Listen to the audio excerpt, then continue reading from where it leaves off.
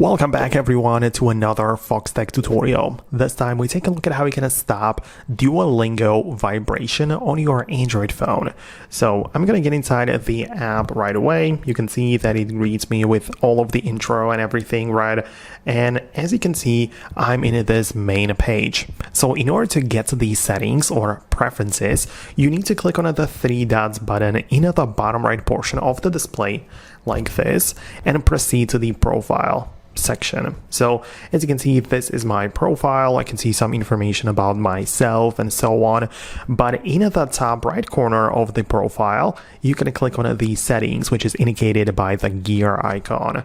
So you can click on it like that and then proceed to the preferences, which is the first thing on the list. So click on preferences in here, and it's not officially called a vibration, but it's called haptic feedback. Right, so the haptic feedback basically means the vibrating effects whenever you pass through the classes or the exercises or whatever, but you can disable it like that, and then now it's gonna stop.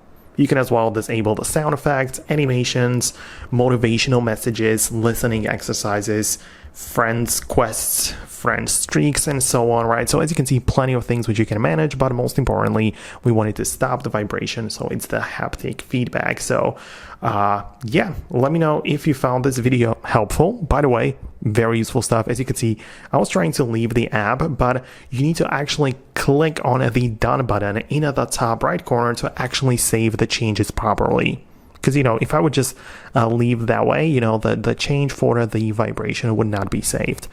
But that's gonna be about it from me. I hope it helped you out. Let me know what you think below. Subscribe, and I'll see you later in the future uploads.